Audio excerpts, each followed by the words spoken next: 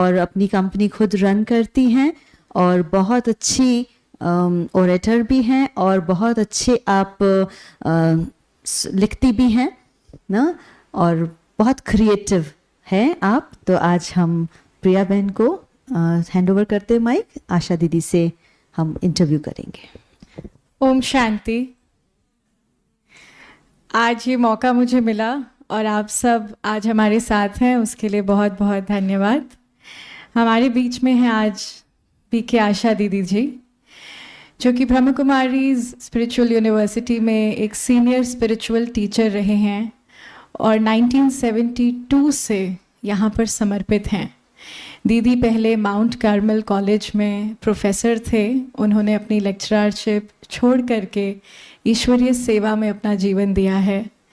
देश विदेश में वो वैल्यूज़, मेडिटेशन और इनर पीस का संदेश लोगों को देते आ रहे हैं। दीदी से सबसे ज़्यादा जो अच्छी चीज़ हम बचपन से देखते आए हैं वो है application of meditation and not just talking about meditation. तो आज उसी एप्लीकेशन को हम कॉन्शियस पेरेंटिंग में कैसे यूज़ कर सकते हैं उस पर हम बातचीत करेंगे। दीदी, मेरा पहला क्वेश्चन ये है कि आज का जो लैंडस्केप है, चीज़ें बहुत फास्ट हैं। पेरेंट्स बहुत विश्वास से बच्चों को स्कूल भेजते हैं। स्कूल में बहुत सारी ऐसे एक्सपोजर बच्चों को मिलते हैं जिससे पेरेंट्स घबराते हैं। पेरेंट्स भी बिजी हैं क्योंकि काम करना है, जॉब करनी है। शाम तक जब तक वापस आते हैं घर पे, वो प्यार, वो केयर एक्चुअली गुस्से में बदल जाता है। तो कैसे हम कॉन्शियस पेरेंटिंग को अपने जीवन में फॉलो कर सकते हैं? आपने जो बात कही है ये ठीक है। मेजॉरिटी ऐसा होता है न्यूक्लियर फैमिलीज में। लेकिन अगर घर में दादी माँ हैं, बड़े हैं, तो उनके साथ बच्चों का संबंध अच्छा जोड़ लेना चाहिए, क्योंकि जो दादी माँ है उसका वैसे भी ज़्यादा प्यार होता है। घर में बुआ है, घर में और है चाची है मान लो, तो उनके साथ अगर बच्चों को हम जोड़ लेते हैं तो अच्छा समझ दो। स्टोरीज भी सुनाते, उनकी बात को सुनते भी हैं। बच्चों के अंदर कई कुछ बातें होती हैं। तो बाकी जो पेरेंट्स हैं, पेरेंट्स इस बात से थोड़े दुखी भी होते हैं कि हम अपने बच्चों को संभाल नहीं पाते हैं। मेड देखती है, बच्चों का संबंध मेड के साथ ज़्यादा घनिष्ठ हो जाता है और माँ कभी बोल भी पड़ती है कि तू मेरी बात नहीं मानता, मेड की बात मानता। ये मैं समझ सकती हूँ, माँ को दर्द होता होगा, लेकिन बच्चे का भी दिल है, उसको समझना जरूरी है।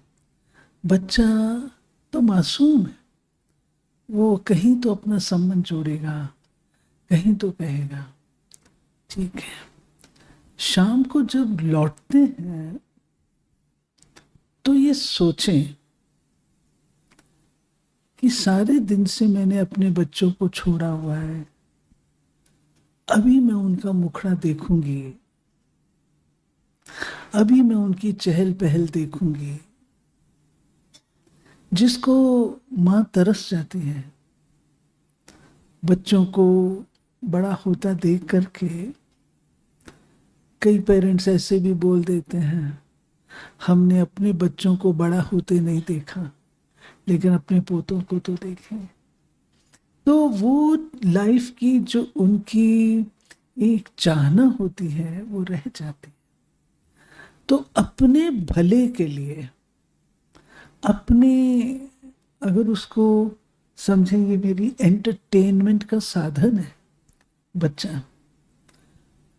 मेरा एक्सपीरियंस है, जब कभी बहुत ज़्यादा कुछ होता है तो छोटे बच्चे आते हैं। मैं छोटे बच्चों से बात करना बहुत पसंद करती हूँ। मासूम बातें करते हैं, अच्छी बातें करते हैं। इनोसेंस जो होती है, वो उनकी प्योरिटी जो झलकती है, वो आपको टच करती है। तो जब हम घर लौटें, आप थके हुए हो, माना, लेकिन आपकी लाइफ अकेली लाइफ नहीं है। आपकी लाइफ के साथ आपके बच्चे जुड़े हुए हैं। अगर उन बच्चों को आप बहुत प्यार से एंटरटेनमेंट समझ करके, ये मेरे को रिफ्रेश करने वाले, ये मेरे को री एनर्जाइज करने वाले हैं, अगर इस तरीके से बच्चों को देखेंगे। मैंने ऐसा भी देखा है, जब माँ इतनी एब्सेंट होती है, बच्चों की केयर नहीं कर पाती है। मैंने मुंह से सुना है बच्चे के किटी पार्टी पे गई है, बच्चा अकेला है, बच्चा फादर को कहता है, ये मैंने सुना, पापा दूसरी मम्मा ले आओ। उस मासूम बच्चे को ये नहीं पता कि माँ कोई लाई नहीं जाती है। तो ये चीजें जब हम अपना ही ना सोचें, लेकिन जिसको आपने जन्म दिया है, उसको आपने कैसे पालना, कैसे बड़ा करना है, ये आप अगर आप वो प्यार भरा, रहम वाला, कंसर्न का, एम्पैथेटिक उनकी जगह पर आकर के सोचो, तो आप बच्चों को बहुत प्यार करेंगे। दूसरा, बच्चों के साथ क्वालिटी टाइम जरूर स्पेंड करें, either in the morning or in the evening। बच्चों को सैटरडे संडे वीकेंड के लिए मत छोड़ दीजिए। डेली डेली आपको थोड़ा अपना रेस्ट छोड़ना पड़ेगा। अर्ली मॉर्निंग बच्चे तैयार होकर स्कूल चले आते हैं, 5:30 बजे आजकल चले आते हैं सवेरे। आप थोड़ा अपना रेस्ट बच्चों के कारण से सैक्रिफाइस करिए, थोड़ा सा। बच्चे चले जाएं फिर रेस्ट कर लो, लेकिन उनको प्यार से, सवेरे प्यार से उनसे मिलो, रात को भी सोने से पहले उन बच्चों से मिलो। वो आपको अपने माता पिता समझ करके अपनी सारी बात कह पाए। अच्छा बेटा, आज क्या हुआ था स्कूल में, आज क्या क्या हुआ, आज तुमने क्या किया, छोटी छोटी बातें आप सब जानते। पेरेंट्स करें तो बच्चा जुड़ा रहेगा। ये बहुत इम्पोर्टेंट है कि आप अपने बच्चे को बालकाल से अपने साथ जोड़ के किसी भी कीमत पे रखो, किसी भी कीमत पर बच्चों के साथ जुड़े।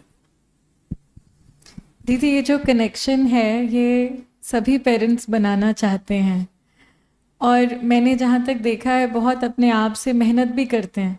ऑफिस से घर जाते वक्त खुद से बात भी करेंगे कि नहीं, मैं गुस्सा नहीं करूँगी, मैं ना जल्दी पेशेंस लूज़ नहीं करूँगा, ऐसे सेल्फ टॉक करते हैं।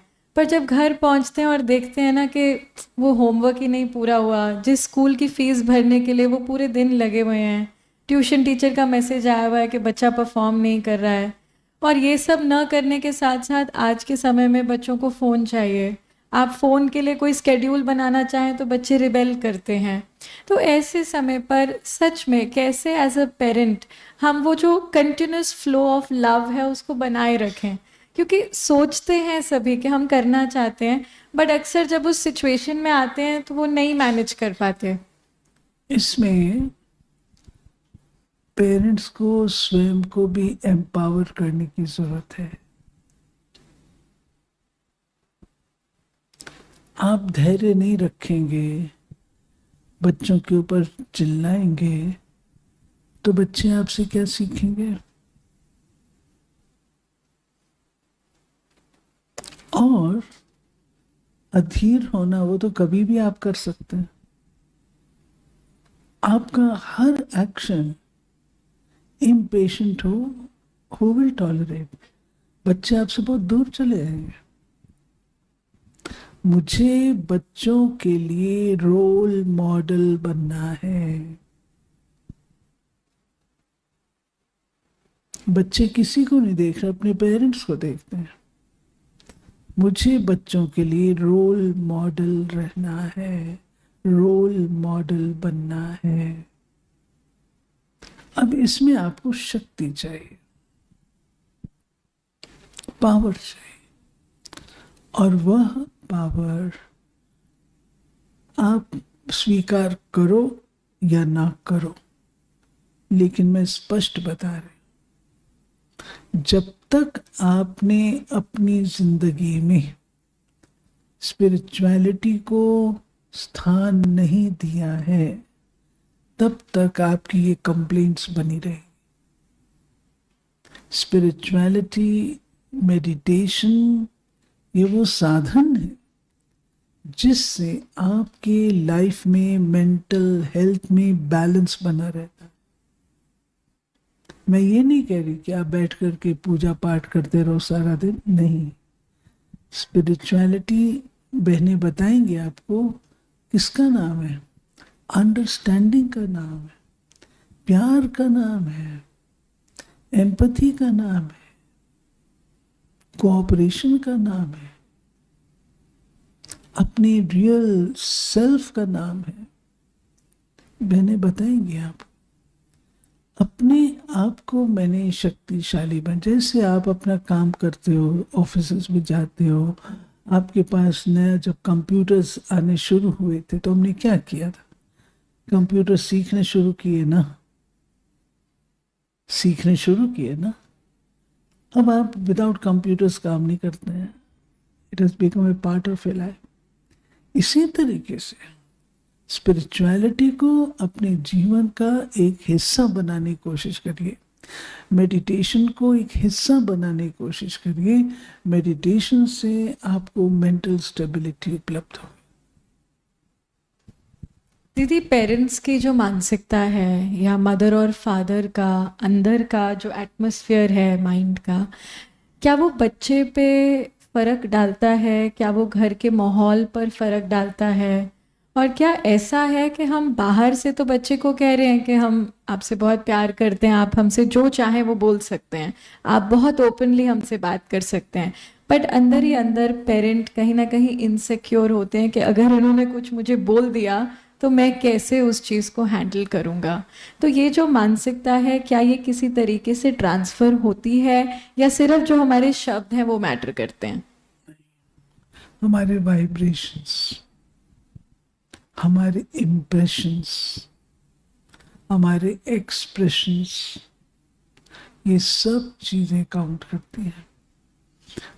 आप बेशक कितना ही कह लो मुख से, लेकिन अगर मुख के साथ साथ आपके वाइब्रेशंस नहीं जा रहे हैं तो बच्चे को वो फील नहीं होगा। सीधा आप कह रहे हो बच्चे मैं तेरे को बहुत प्यार करती हूँ, और आपकी नजरें टेलीविजन पे हैं, तो डिवाइडेड है ना। आप बच्चे को बहुत सहला रहे हो और उधर आधा वहां देख रहे हो, आधा यहाँ देख, बच्चे को नहीं पहुंचता है। हमें अपने आप को ही ठीक रखना है, अपने आप को ही मेंटली स्पिरिचुअली स्ट्रांग बनाना है, जिससे जो हम कहें वो बच्चा स्वीकार करे और अनुभव करे। दीदी, क्या घर पे पेरेंट्स कोई ऐसी प्रैक्टिसेस, छोटी छोटी प्रैक्टिसेस सेट कर सकते हैं जिनसे उनका कनेक्शन भी बना रहे और एक अच्छी वैल्यूज़ जो हम चाहते हैं हमारे बच्चों में आए वो आ पाए? Simple very basic practices. मैं ज़्यादातर कहती हूँ छोटे बच्चों को, बच्चे मेरे पास जब आते हैं तो मैं उनसे पूछती हूँ, ये बताओ आप सवेरे उठकर अपने पेरेंट्स के चरण स्पर्श करते हो?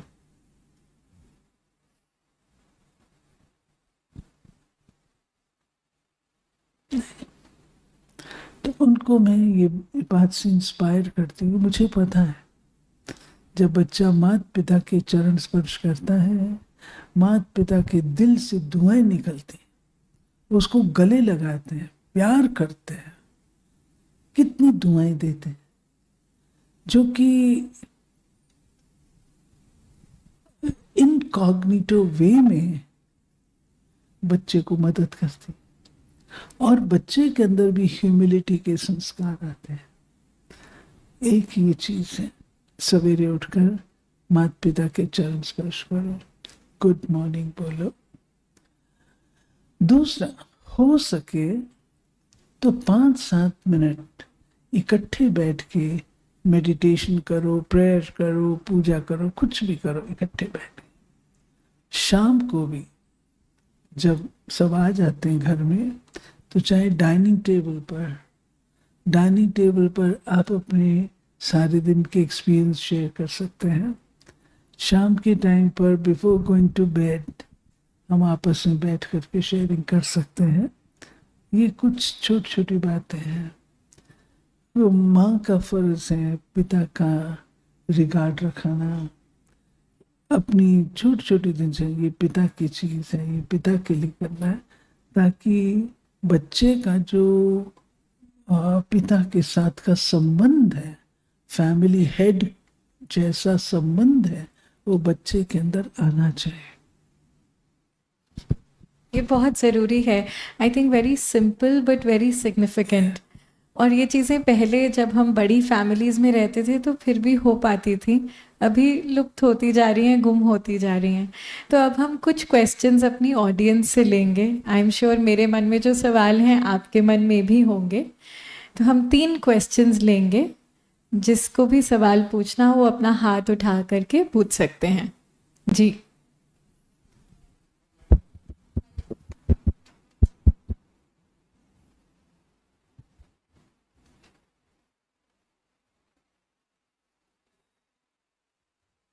आजकल मैक्सिमम लोगों के बच्चों के साथ यही प्रॉब्लम है कि वो बहुत मोबाइल में टाइम स्पेंड करते हैं। तो हम उनको कैसे कन्विंस करें कि उन्हें, जैसे छोटे थे बच्चे तो वो मानते थे कि हाँ हम इससे ज़्यादा नहीं देखेंगे, लेकिन अब जैसे जैसे बड़े हो रहे हैं तो वो हमसे झूठ भी ना बोलें कि हाँ मैंने कम देखा है, खुद ही से वो कम देखें। लेकिन उनको हम कैसे कन्विंस करें कि उनको कम देखना चाहिए, जो बच्चे आजकल नहीं फॉलो करते हैं। हमें भी पता है, उन्हें भी पता है, लेकिन उसको प्रैक्टिकली कैसे करना है। बच्चे को आप मोबाइल नहीं देखो सीधा बोलेंगे ना, तो बच्चा मानेगा नहीं, क्योंकि आज का ज़माना है और ज़माने में समझदार लोग कम होते हैं। जो भीड़ के साथ चलते हैं वो ज़्यादा होते हैं। तो बच्चे को अगर आप कभी पास बैठ करके लॉजिकली, साइंटिफिकली उस बच्चे को थोड़ा सा मोबाइल का महत्व बताओ और मोबाइल के थोड़ी सी नेगेटिव जो चीज़ है वो भी बताओ। अब बोलो जज योरसेल्फ, खुद जज करो क्या करना है। तो आदत बन जाती है, जब तो छूटना मुश्किल होती है। आदत ना बनने दें। मोबाइल का टाइम फिक्स कर लें, इतना ही तुमको देखना है, इतना ही करना। और क्या देखता है, क्या करता है, वो उसके ऊपर आपको नजर भी रखनी है।